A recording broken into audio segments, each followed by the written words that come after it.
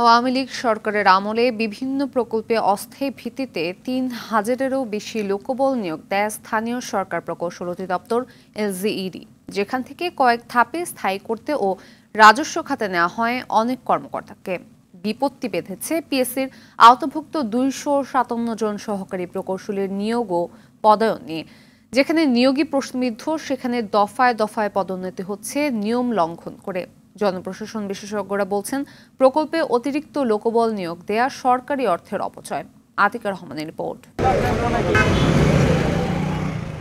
যোগ্যতা অনুযায়ী বিধি মেনে সরকারি উন্নয়ন প্রকল্প থেকে রাজস্ব খাতে জনবল হস্তান্তর করা হয় সরকারি বিভিন্ন দপ্তরে। তবে বিগত সরকারের আমলে নির্দিষ্ট আইন ও প্রয়োজনীয়তা যাচাই না করার অভিযোগ উঠেছে, বিশেষ করে নিয়মের ধার ধারেনি এলজিইডি।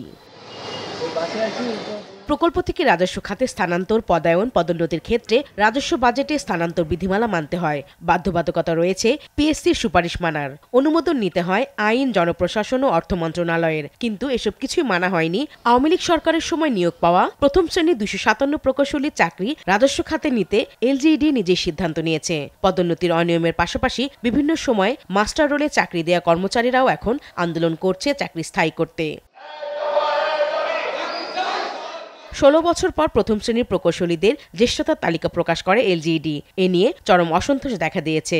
অভিযোগ উঠেছে, কমিটির সদস্য না হয়েও প্রতি বৈঠকে উপস্থিত থেকে চাপ প্রয়োগ করছেন বিগত সরকারের ঘনিষ্ঠ নির্বাহী প্রকৌশলী শরীফ উদ্দিন ও যুগ্ম সচিব নজরুল ইসলাম। আওয়ামী লীগ সরকার পতনের পর নতুন রূপে সিন্ডিকেটের অভিযোগ তত্ত্বাবধায়ক প্রকৌশলী মঞ্জুর আলীর বিরুদ্ধে।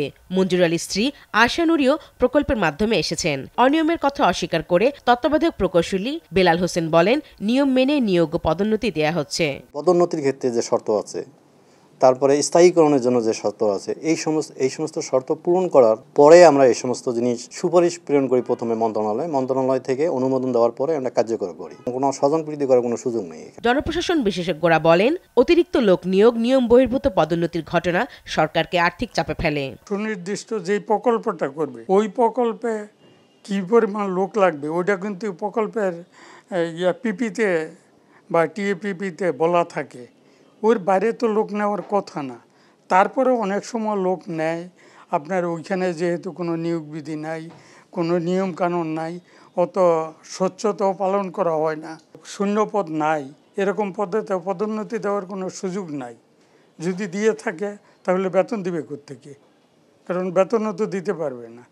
তারপরেও যদি কোনোভাবে ম্যানেজ করে বেতন দেয়, এটা তো আর্থিক অনিয়ম এবং অনেক ক্ষেত্রে এগুলি দুর্নীতির পর্যায়ে পড়ে। তো এইগুলি বন্ধ হওয়া দরকার। টিআইবি বলছে, দীর্ঘদিন ধরে চলা এসব অনিয়মের সাথে জড়িত প্রকৌশলী, সচিবালয়ের ঊর্ধ্বতন কর্মকর্তা ও রাজনীতিবিদরা। এ খাতে এখন স্বচ্ছতা আনা জরুরি। ভেন্ডর হিসেবে কাজ করেন বা সরবরাহ হিসেবে কনস্ট্রাকশনের কাজগুলো করেন, প্রকল্প বাস্তবায়নের কাজ করেন।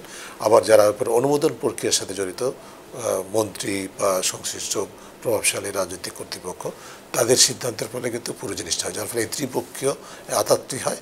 এর মাধ্যমে প্রকৌশলীরা যে অনিয়ম দুর্নীতি হয় মাধ্যমে, তাতে প্রকৌশলীরা মুখ্য ভূমিকা পালন করেন এবং তারা একটা অনিয়মের মাধ্যমে অর্থ সম্পদের মালিকানা অর্জন করেছে। এলজিডি সাম্প্রতিক অনিয়মের ঘটনা ও 22 জন তত্ত্বাবধায়ক ও নির্বাহী প্রকৌশলীর বিরুদ্ধে অভিযোগ জমা পড়েছে দুর্নীতি দমন কমিশনে।